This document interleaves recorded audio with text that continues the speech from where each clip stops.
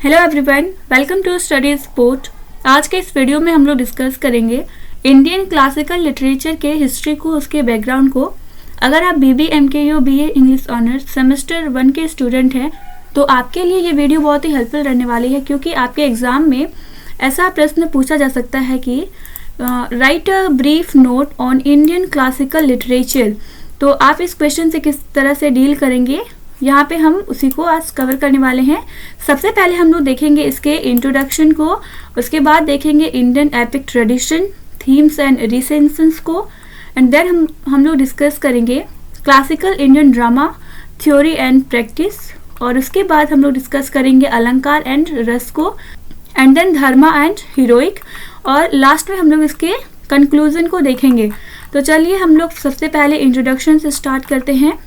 Indian classical literature encompasses a vast array of genres including epics, poetry, drama and philosophical text।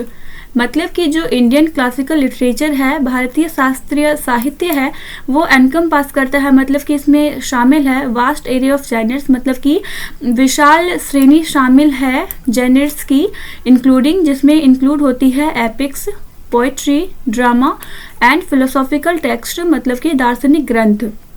Rooted in ancient traditions and cultural values, Indian classical literature प्राचीन परंपरा और सांस्कृतिक मूल्यों में निहित है, मतलब कि उससे जड़ से जुड़ी हुई है। It has evolved over thousands of years, और ये इवॉल्व हुआ है, मतलब कि विस्तृत हुआ है कई हजार वर्षों तक। Reflecting the diverse tapestry of Indian सब कॉन्टिनेंट, और ये रिफ्लेक्ट करती है, मतलब कि दर्शाती है टेपेस्ट्री को, इंडियन सब कॉन्टिनेंट मतलब कि भारतीय उपमहाद्वीप के टेपेस्ट्री को दर्शाती है। Classical literature is often classified into Sanskrit literature and regional literature in various Indian languages, और क्लासिकल लिटरेचर को ऑफन क्लासिफाई किया जाता है, अक्सर इसे वर्गीकृत किया जाता है संस्कृत लिटरेचर और कई सारे अलग रीजनल लैंग्वेज, रीजनल लिटरेचर मतलब कि क्षेत्रीय भाषाओं और साहित्य में इसे डिवाइडेड किया जाता है। यहाँ पे हमारा इंट्रोडक्शन पार्ट खत्म हुआ। इसके बाद हम लोग देखेंगे इंडियन एपिक ट्रेडिशन, इसके थीम्स को और इसके रीसेंसेंस को। रीसेंसेंस मीन्स होता है पुनरावृत्ति करना।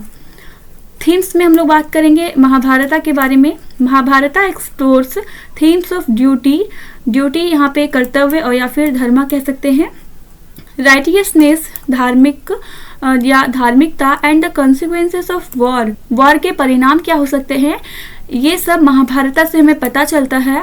द भगवत गीता, और जो भगवत गीता है एम्बेडेड विद इन महाभारता, जो महाभारता में ही निहित है, एम्बेडेड है, delves into philosophical and ethical discussions. Bhagavad Gita deal करती है फिलोसॉफिकल और एथिकल डिस्कशन से, मतलब कि दार्शनिक और नैतिक डिस्कशन से। उसके बाद है Ramayana, centres around the life and adventures of Lord Rama. ये जो रामायण है वो सेंटर है भगवान राम के साहसिक कार्यों और उनके लाइफ पर, emphasising ideals such as duty, loyalty and the triumph of good over evil.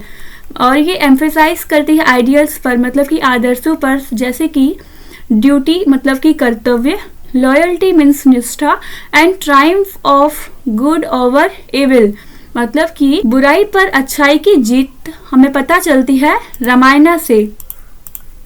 और अब रीसेंसेंस की बात करें तो both the Mahabharata and Ramayana exist in multiple recensions, मतलब कि महाभारत और रामायण जो एपिक है हमारे इंडियन क्लासिकल एपिक, इसके कई सारे पुनरावृत्ति हो चुकी है, मतलब कि महाभारत और रामायण को कई सारे अलग अलग लैंग्वेजेस में संस्करण किया गया है।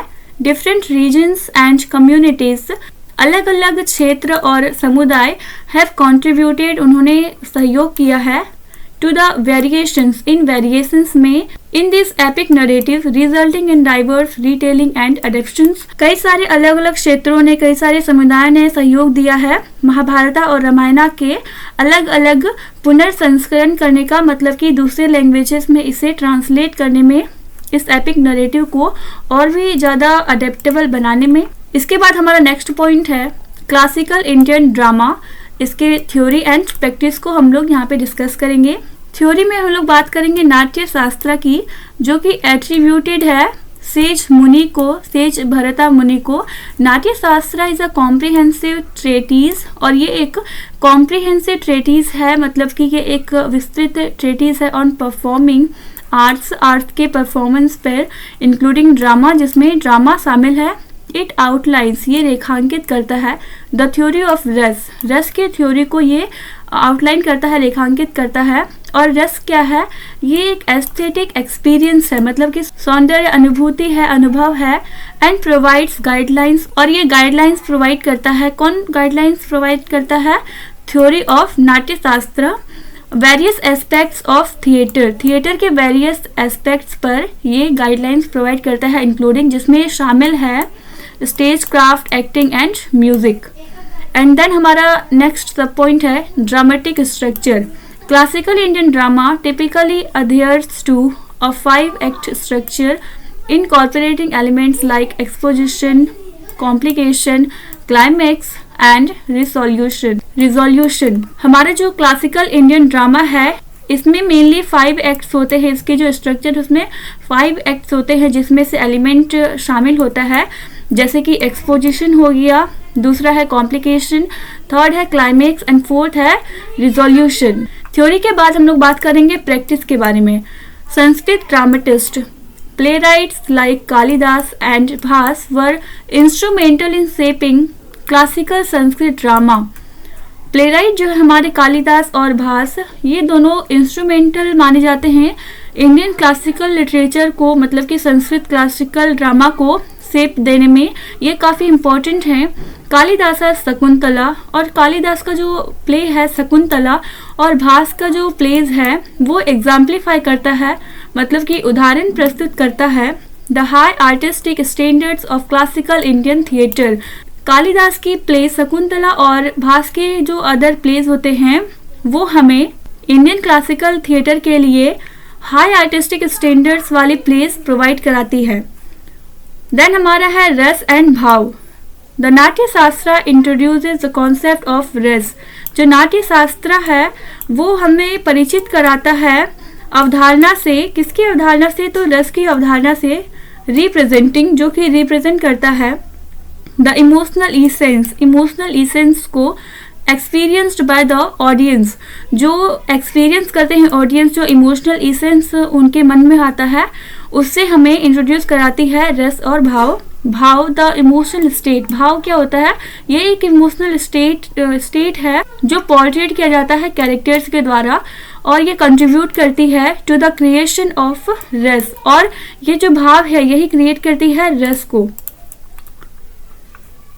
इसके बाद हमारा नेक्स्ट पॉइंट है अलंकार एंड रस। अलंकार जिसका मतलब होता है ऑर्नामेंटेशन। अलंकार को एक लिटरेरी वर्क को सजाने के लिए यूज किया जाता है। Alankar refers to the use of literary and rhetorical devices to embellish language and enhance the aesthetic appeal of a composition. Alankar refer करता है लिटरेरी टर्म के यूज को, रिटोरिकल डिवाइसेस के यूज को, और इन्हें यूज किस लिए किया जाता है? टू एम्बेलिश लैंग्वेज को एम्बेलिश करने के लिए, भाषा को सुशोभित करने के लिए, उसे सजाने के लिए, एंड एनहेंस करने के लिए, मतलब कि बढ़ाने के लिए, the aesthetic appeal of a composition. जो एस्थेटिक अपील होती है, जो सौंदर्य होता है किसी कंपोजिशन का, उसे और भी ज़्यादा बढ़ाने के लिए इन लिटरेरी डिवाइसेस का, अलंकार का, रिटोरिकल डिवाइसेस का यूज किया जाता है।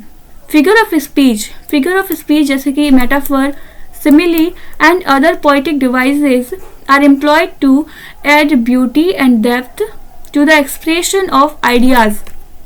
और अब हमारे जो फिगर ऑफ स्पीच है, जैसे कि हो गया मेटाफर, सिमिली, और भी कई सारे स्पीच होते हैं, फिगर ऑफ स्पीच डिवाइसेस जिसे कहते हैं हम लोग, उसे भी किसी लिटरेरी टेक्स्ट में इसलिए एम्प्लॉय किया जाता है ताकि उसमें उसकी जो सुंदरता है वो और भी बढ़ जाए, और कोई पोइट या फिर राइटर अपने वर्क के थ्रू जो भी एक्सप्रेस करना चाहते हैं, जो थॉट को वो बताना चाहते हैं, उसमें थोड़ी गहराई आए, इसीलिए इन लिटरेरी डिवाइसेस का, फिगर ऑफ स्पीच का यूज़ किया जाता है।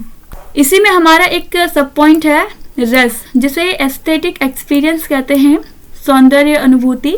रस is the central concept in Indian aesthetics. और ये जो है रस, ये सेंट्रल कॉन्सेप्ट है, मतलब कि मुख्य अवधारणा है इंडियन एस्थेटिक्स में। रिप्रेजेंटिंग, जो कि रिप्रेजेंट करता है द इमोशनल इसेंस और flavour experienced by the audience during a performance और while engaging with a work of art.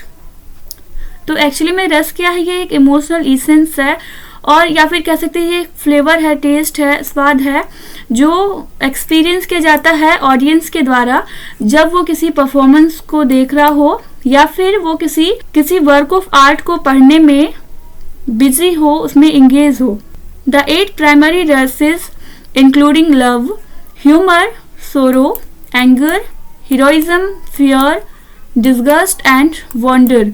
और यहाँ पे दिए हुए हैं 8 रसेस, मतलब कि 8 प्रकार के रसें होती है, जिसमें शामिल है love, humour, sorrow, anger, heroism, fear, disgust and wonder. अब हमारा लास्ट पॉइंट है dharma and heroic. Dharma often translated as duty और राइटियसनेस।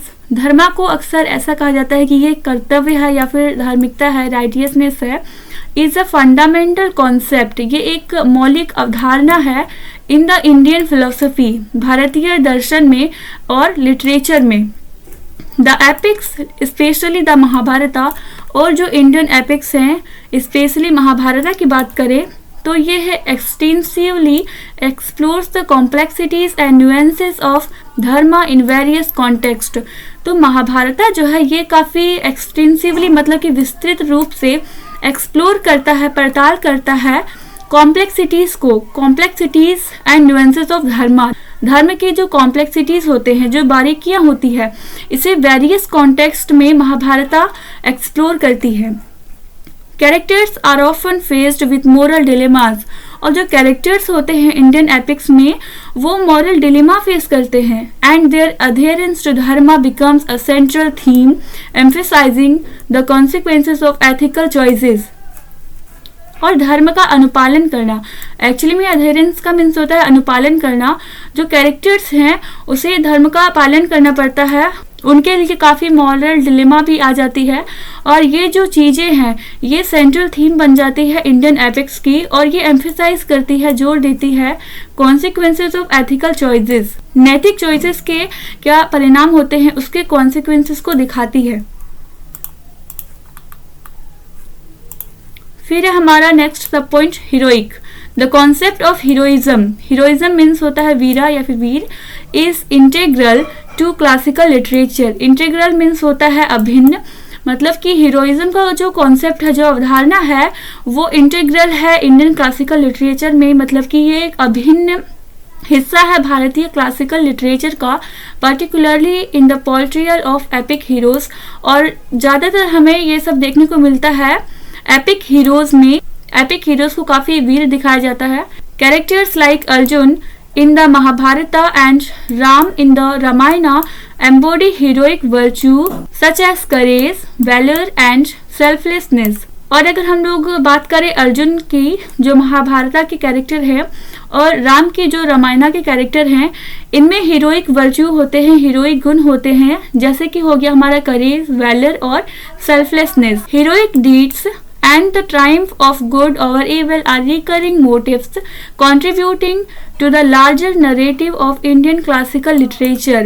जो हीरोइक डीड्स होते हैं, मतलब कि जो वीरतापूर्वक कार्य होते हैं, और जो ट्रायम्फ है, विजय है, बुराई के ऊपर अच्छाई की जीत है, ये सब कुछ रिकरिंग मोटिव्स हैं इंडियन एपिक्स के। रिकरिंग मीन्स होते हैं बार बार आने वाले, जो कि कंट्रीब्यूट करते हैं to the larger narrative of Indian classical literature, Indian classical literature को, नरेटिव को और भी ज़्यादा लार्जर बनाने में। और फिर लास्ट में हम लोग देखेंगे इसके कंक्लूजन को। In conclusion, Indian classical literature with its epic tradition, dramatic theory and practice, alankar, रस and exploration of dharma and heroic ideal serves as a timeless repository of cultural, philosophical and artistic expressions, providing valuable insights into the rich heritage of the Indian subcontinent। और last में हम लोग कह सकते हैं कि भारतीय शास्त्रीय साहित्य अपने महाकाव्य परंपरा, ड्रामेटिक थ्योरी, प्रैक्टिस, अलंकार, रस and exploration of dharma and heroic ideals, इन सब के साथ ये सर्व करता है एक time based repository. Repository means होता है भंडार। ये एक कालातीत भंडार है।